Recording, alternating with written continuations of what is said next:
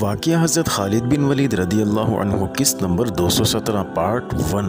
اپنا Islamic studio ناظرین، غیر مسلم مورخوں نے جن میں بٹلر خاص طور پر قابل ذکر ہے اور تمام مسلمان مورخوں نے لکھا ہے کہ مجاہدین تو باہر آ گئے لیکن 4 مجاہدین اندر ہی رہے۔ ان میں سپہ سالار عمرو بن عاص تھے اور سالار مسلمہ بن مخلد بھی تھے اور دوسرے 2 مجاہدین تھے۔ یہ چاروں ایسی دیوانگی کے عالم میں لڑ رہے تھے کہ کوئی بھی رومی ان کے قریب آنے کی جرت نہیں کر سکتا تھا۔ اتفاق دیکھیے کہ عمرو بن عاص کو کوئی رومی نہیں پہچانتا تھا۔ کسی رومی جرنیل کو بھی معلوم نہیں تھا کہ ان 4 مجاہدین میں ایک سپہ سالار عمرو بن عاص بھی ہیں اور ایک اور سالار بھی ہے۔ اگر انہیں پتہ چل جاتا تو وہ جانیں لڑا کر ان دونوں سالاروں کو زندہ پکڑ لیتے اور پھر صلح کی اپنی شرائط مسلط کرتے۔ اسقف اعظم قیرس نے تو عمرو بن عاص کو قتل کروانے کے لیے خزانہ لٹا دیا تھا۔ اگر عمرو بن عاص اس کے ہاتھ چڑھ جاتے یا اسے معلوم ہوتا کہ ان 4 میں یہ شخص عمرو بن عاص ہے تو وہ انہیں فوراً قتل کروا دیتا۔ اس کا خیال یہ تھا کہ سپہ سالار ختم ہو جائے تو اس قلیل سے لشکر سے مصر چند دنوں میں واپس لیا جا سکتا ہے۔ پتہ یہ چلتا ہے کہ روم کے حکمران حلقوں میں عمرو بن عاص ایک دہشت کا نام بن گیا تھا۔ یہ بھی اللہ کی مدد تھی کہ عمرو بن عاص کو وہاں کوئی بھی نہیں پہچانتا تھا۔ یہ چاروں لڑتے رہے اور رومی انہیں عام سے قسم کے یا سپاہیوں کی حیثیت کے مجاہد سمجھتے رہے۔ رومیوں نے یہ بھی دیکھ لیا کہ قلعہ محفوظ ہے اور مسلمانوں کو باہر دھکیل دیا گیا ہے اور دیواروں سے تیر انداز انہیں اور دور ہٹا چکے ہیں تو رومی ہنسی مذاق کے موڈ میں آ گئے۔ اتنی بڑی فوج کے لیے 4 آدمیوں کو پکڑنا یا تلواروں اور برچھیوں سے مار ڈالنا کوئی بڑی بات بھی نہیں تھی۔ چاروں اس طرح لڑ رہے تھے کہ انہوں نے پیٹھ جوڑی ہوئی تھی اور رومی فوجی انہیں گھیرے میں لیے ہوئے آگے بڑھتے اور پیچھے ہٹ آتے تھے۔ کسی طرف سے بھی ان پر کوئی وار کارگر نہیں ہوتا تھا۔ یہ سب جانتے تھے کہ ان پر ہر طرف سے تیر چلائے جائیں گے اور یہ ڈھیر ہو جائیں گے، لیکن ایک جرنیل کو اور ہی خیال آ گیا۔ اس جرنیل نے اپنے ان آدمیوں کو پیچھے ہٹ آنے کا حکم دیا جو ان 4 کو زیر کرنے کی کوشش کر رہے تھے۔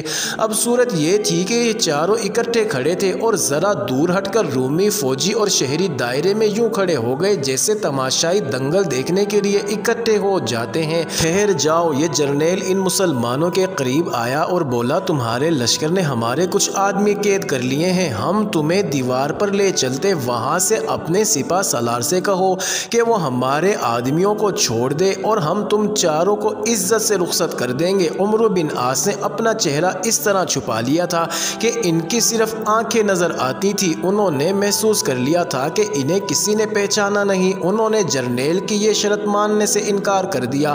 ہم کسی شرط پر ہتھیار نہیں ڈالا کرتے، عمرو بن عاص نے کہا، ہم جانیں دے دیتے ہیں اور اللہ کے حضور سرخ رو ہو جاتے ہیں۔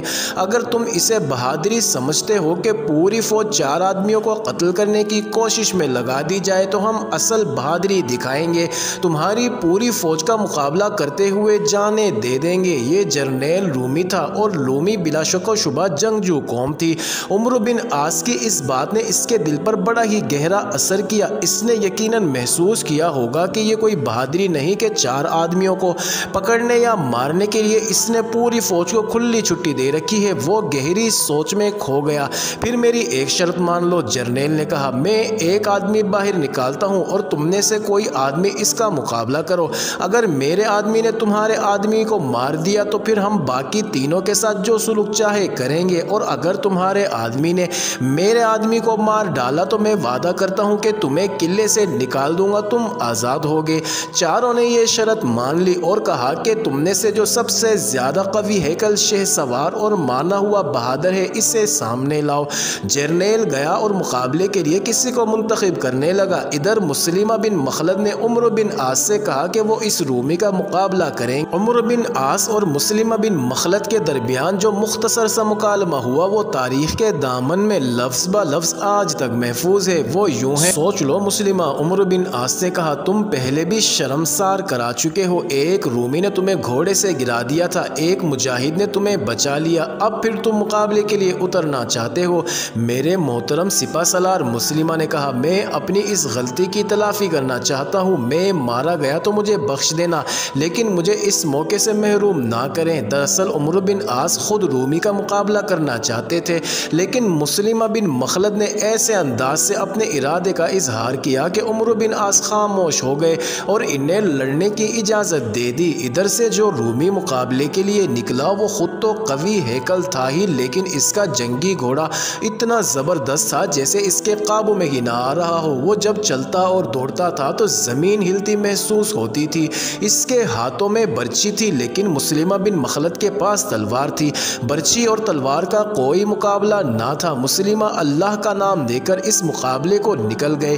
دونوں گھوڑے کچھ دور چلے گئے، رکے اور پیچھے کو مڑے۔ دونوں نے ایک دوسرے کی طرف گھوڑے دوڑائے۔ رومی نے برچی آگے کر رکھی تھی، مسلمہ نے تلوار تانی ہوئی تھی، لیکن بیشتر اس کے کہ تلوار برچی والے کے جسم تک پہنچ سکتی۔ برچی تلوار والے کے جسم میں داخل ہو چکی تھی۔ وہاں تو کوئی کارآمد پینترا ہی کام آ سکتا تھا یا اللہ کا خاص کرم مطلوب تھا۔ گھوڑے ایک دوسرے کے بالکل قریب آئے تو مسلمہ یک لخت بائیں کو یوں ہو گئے جیسے گھوڑے سے گرنے لگے ہوں۔ اس سے یہ ہوا کہ رومی کی برچی، جس کا نشانہ مسلمہ کا سینہ یا پیٹ ہو سکتا تھا، ان کے جسم کے اوپر سے گزر گئی۔ مسلمہ نے فوراً گھوڑے کی باگیں کھینچی اور اسے وہیں روک لیا۔ وہیں سے پیچھے کو مڑا۔ رومی ابھی گھوڑے کو روک رہا تھا، اسے بھی پیچھے کو مڑنا تھا، لیکن مسلمہ نے اپنے گھوڑے کو ایڑ لگائی اور گھوڑا بے حد تیز ہو گیا، پیشتر اس کے کہ رومی اپنا گھوڑا پوری طرح موڑ سکتا اور دوڑتا۔ مسلمہ اس تک پہنچ چکے تھے۔ اس نے مسلمہ کو دیکھ لیا۔ انہیں مارنے کے لیے برچی اوپر اٹھائی ہی تھی کہ مسلمہ کی تلوار برچی کی طرح اٹھے ہوئے بازوؤں کے نیچے رومی کی بغل میں اتنی زور سے اتری کہ سینے کے اندر چلی گئی۔ رومی کا وہ بازو نیچے ہوا اور ہاتھ سے برچی چھٹ کر زمین پر جا پڑی۔ مسلمہ ذرا آگے جا کر گھوڑے کو پھر اسی تیزی سے موڑ لائے۔ رومی ابھی سنبھل ہی رہا تھا کہ مسلمہ کی تلوار برچی کی طرح اس کے پیٹ میں اتر گئی۔ ناظرین، مسلمہ اب کے گھوڑا ذرا چکر میں لے جا کر موڑا۔ انہیں یقین ہو گیا تھا کہ انہوں نے رومی کو مار لیا ہے۔ رومی کی حالت اب یہ تھی کہ وہ دائیں طرف کو جھک گیا تھا اور جس بازو کی طرف تلوار سینے میں اتری تھی وہ بازو بے جان سا ہو کر نیچے لٹک رہا تھا۔ مسلمہ سامنے سے آ کر اس بازو والے کندھے پر اتنی زور سے تلوار کا وار کیا کہ بازو آدھے سے زیادہ کٹ کر جسم سے الگ ہو گیا، لیکن کندھے کے ساتھ لٹکتا رہا۔ مسلمہ نے فاتحانہ انداز سے گھوڑا تماشائیوں کے قریب لے جا کر چکر میں موڑا اور چکر پورا کیا۔ رومی گھوڑے سے گر پڑا تھا اور اس کا ایک پاؤں رکاب میں آگے چلے جانے کی وجہ سے رکاب میں پھنسا رہا اور گھوڑا آہستہ آہستہ چلتا اسے گھسیٹتا رہا۔ مسلمہ نے دیکھ لیا۔ انہوں نے پیچھے سے آ کر رومی کے گھوڑے کی پیٹھ میں تلوار زور سے چبوئی تو گھوڑا بدک کر دوڑنے لگا اور مرے ہوئے رومی کو گھسیٹتا پھرا۔ معزز ناظرین، جاری ہے اگلی ویڈیو قسط نمبر 217 کے پارٹ 2 میں دیکھنا مت بھولیے گا۔